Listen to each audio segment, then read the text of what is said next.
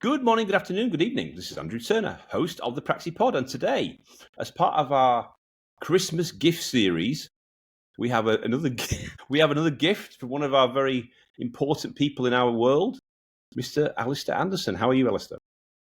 Very well, and always a delight to see you, Andrew, and especially being your Christmas cracker. I can't wait to be filled. Okay, you'll have another life as a comedian next year. But anyway, you're already a comedian.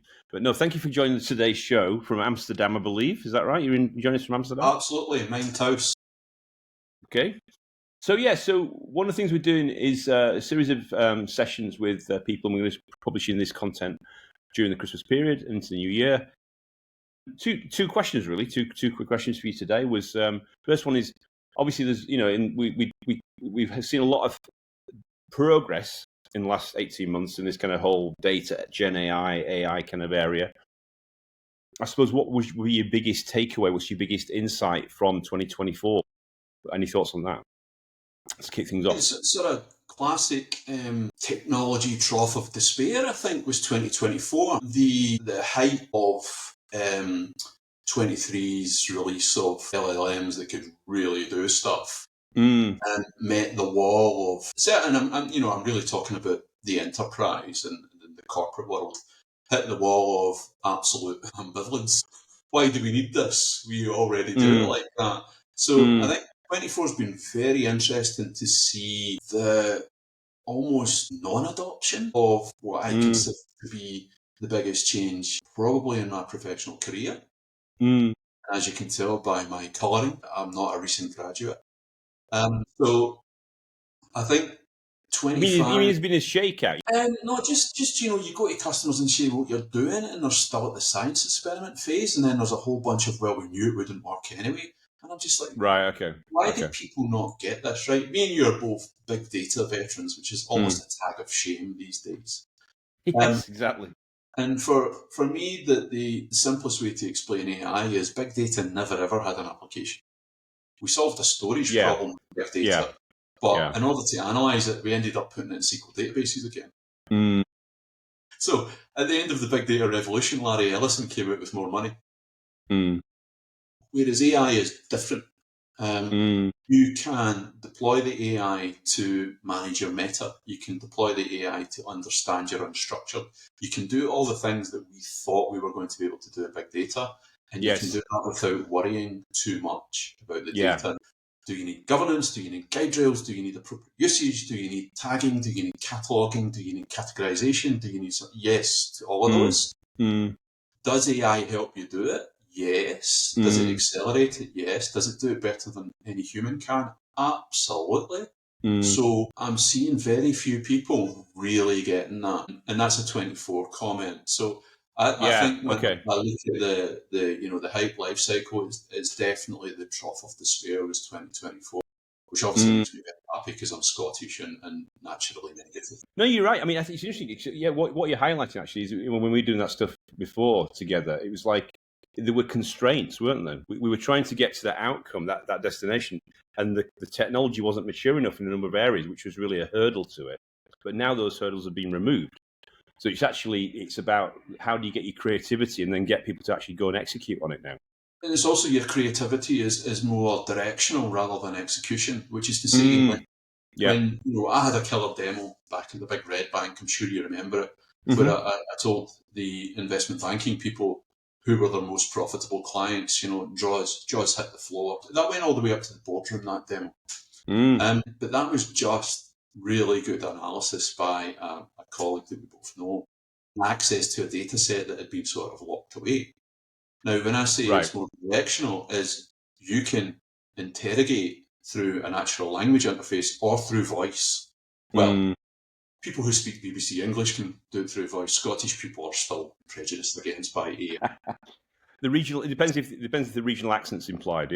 Oh yeah, I mean, we still get stuck in elevators that are operated by. So where you had a high level of technical skill to interrogate big data sets, now you do not. What you need is a high level of insight. And for me, that transformation hasn't really grabbed. AI is still owned by the techies. Yes. They're still doing ta-da type demos. won't have traders who've replaced their turrets with microphones who are saying, "Can you give me a hedging strategy for this trade in the market? Can you tell me what's going to happen if dollar pound moves against the election result? What is it?" That's all there to be won. Yes, to be harvested. Yeah. I'm just not seeing it so far. So I think like everything, there will be someone who just changes.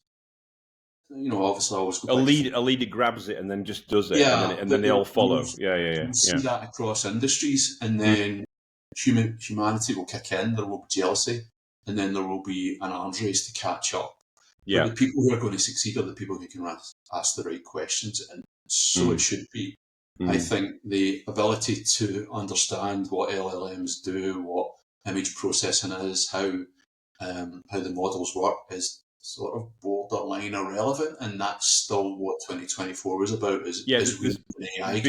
There's been a lot of detail shared, hasn't there? But not really about use case outcomes. How do you really empower the humans to actually use the technology for the actual stuff you just talked about? Yeah, I mean, we're still in the how sausages are made phase, and we haven't got to the exactly. Let's just consume this delicious meat treat. Okay.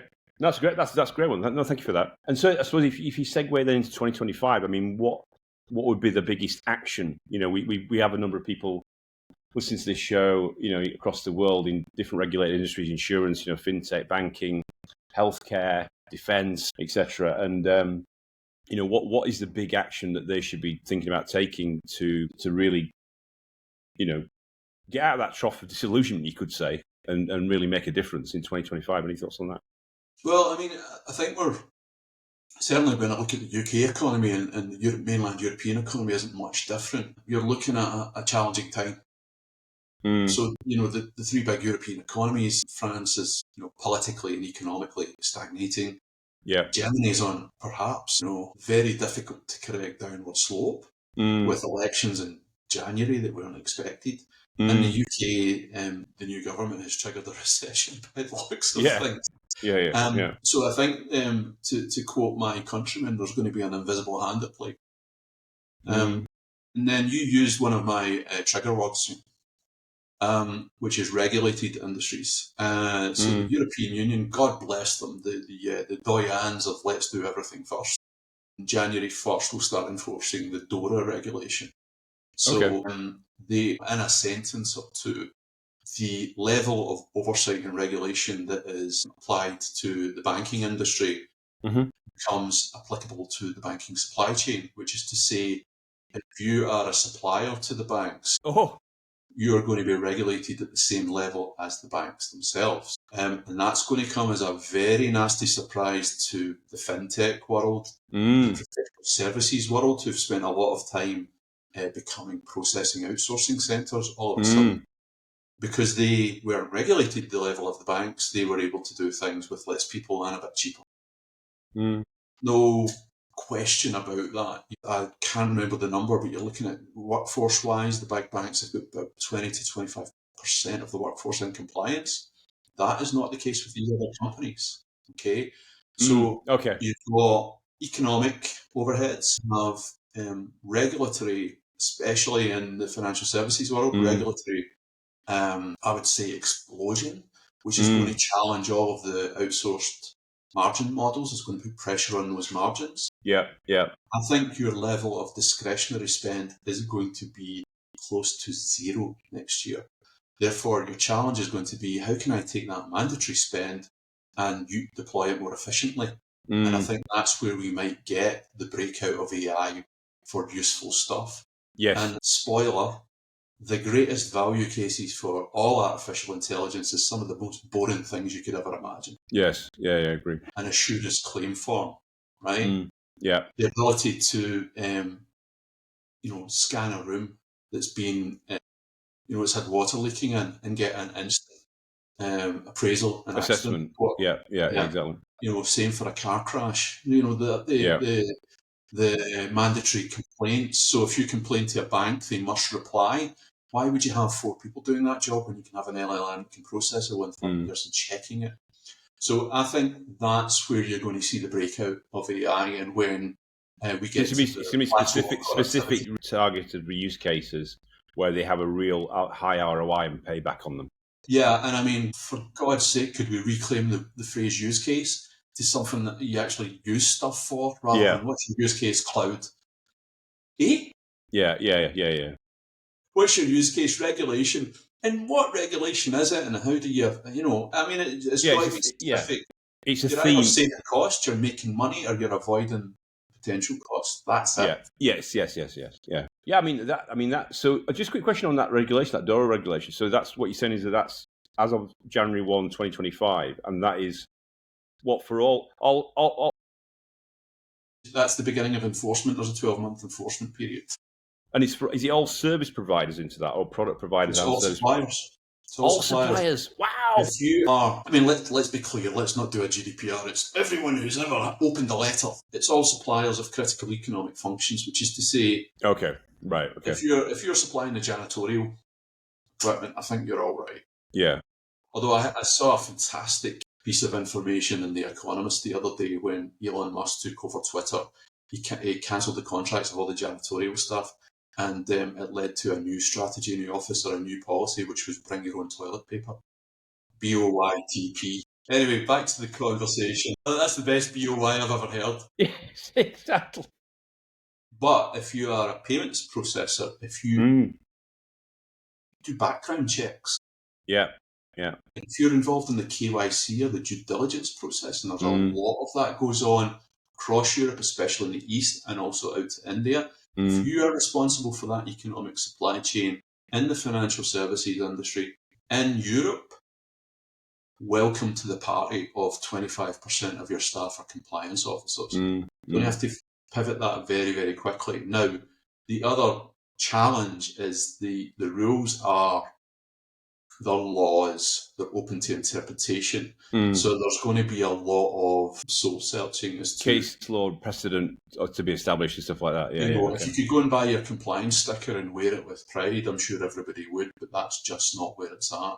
So when I speak to, cyber folks, to tech folks, to business process folks, that level of, oh my God, what are we going to do, is sort of omnipotent across the industry right now. And it's all the financial services supply chain that touches consumers. And what's been the driver of that? Has that been the European Commission, or has that been some... It's just, do you know what, Andrew? It's just been big outages. There's been too many of them.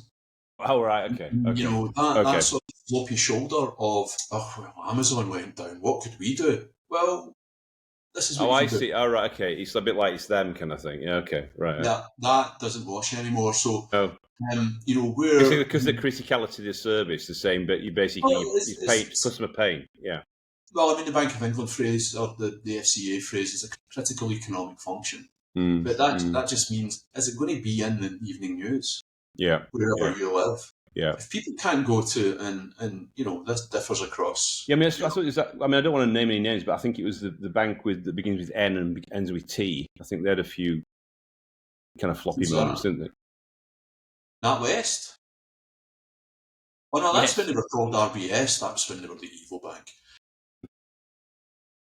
No, they lost their general ledger for a month, but there's been one of these every... They lost a GL for a month? Oh my God, didn't know that. Yeah. They were doing manual payments out of, what's the place they've got in Northern Ireland? Ulster Bank. Wow. Yeah, that was commonly referred to as the incident. They had to fly to one who had retired. There'd be like a Hollywood movie coming out, it's called The Incident or something like that. Yeah. Well, I don't know. Who would they get play the IT team? Everybody's good looking in Hollywood. Yeah, Ryan Reynolds as a CIO. Yeah, something like that. Yeah, okay. Well, that would make sense. But yeah, there's just been too many of them. And it's okay. The standard approach has been, we will put in contractual obligations, blah, blah, blah. Yeah, blah. penalty clauses, all that kind of stuff. I was in Miami when the Microsoft outage happened, buying Delta. Yeah. Who was responsible for that? I mean, God bless Microsoft, and they weren't super wrong. They blamed the European Union. Because they said, we never used to allow this, and then the EU, for competition reasons, opened up the kernel. Yeah, I remember that. Yeah. What do you want us to do? And CloudStrike went, it's not really us. And Delta went, well, it's nothing to do with us. It's to avoid those situations. Airlines are important, but, It's like what they call, that famous song, Pass the Dutchie kind of thing. Yeah. Except nobody wants to pick it up. So it's really those kinds of things. You go to the cash machine, the ATM, and you can't get money out. Yeah. It's just not on anymore. You can't process payments. Yeah. I agree. That supply chain, cash is actually not too bad, but the supply chain of payments is now incredibly complex. Yeah, I agree. You have your fintechs, so whether it's towards the US, Fiserv, out of Amsterdam, there's Adyen, Molly, and massive companies. In Germany, that's still quite a fragmented world because it's still quite a cash economy. But basically, the EU is saying, look, this is how we print money now. So this has to be as secure as paper. And that's really where it's coming from. And they're not wrong. No. Wow. Interesting. Really? That's really interesting. I think it's a great. You spot on. It's a great point because I think people, and it's nice. Well, it's nice to see that people's taking some accountability for actually enforcing this as well, because it is when people are becoming more and more dependent on that digital experience, and you're constantly getting let down, and there's no accountability. It just makes you pull your hair out, doesn't it? Well, let's see. Remember, the law is European. The enforcement will be country. So okay. If you take the GDPR example, all the biggest fines only come from two countries, and one is not really a country. Luxembourg and Ireland. Why? Because all the US tech companies are there. Okay. So, because they're incorporated. Yeah, okay. If I was a British bank with a European operation, I'd be awful worried right now, because I'm pretty sure Britain isn't in the EU anymore. So there's no political cover for whatever the local regulator wants to do. Interesting. And there's quite a growing list of those organisations, isn't there? So. I mean, American banks are used to this, but American companies are used to this. I think it's going to be a new thing for the Brits. So let's see. I mean, like I say, and the application is Jan 1st through this year, 25. Yeah. And then the proper you did wrong, and we won't have to wait long. I mean, data leaks happen a lot, but big data leaks are quite rare, thankfully.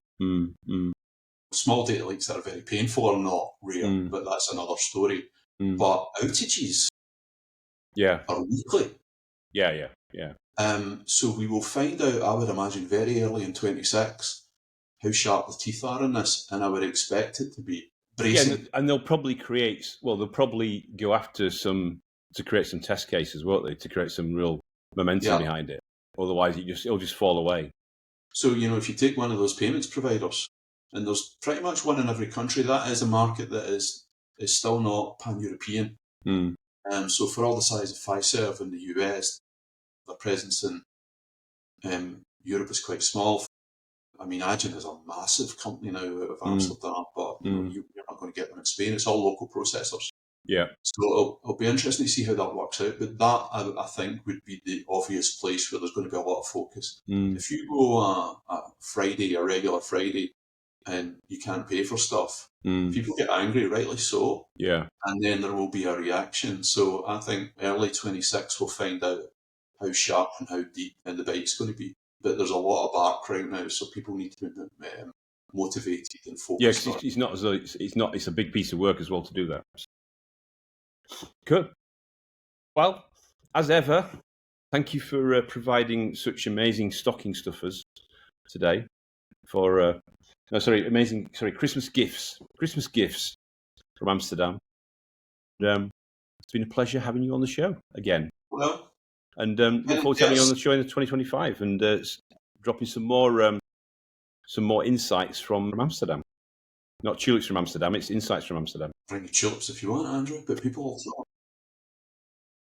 All right. Thanks very much for your time today. And that was Alistair Anderson. And that was Andrew Cerner, host of the Praxi Pod. Have a happy new year.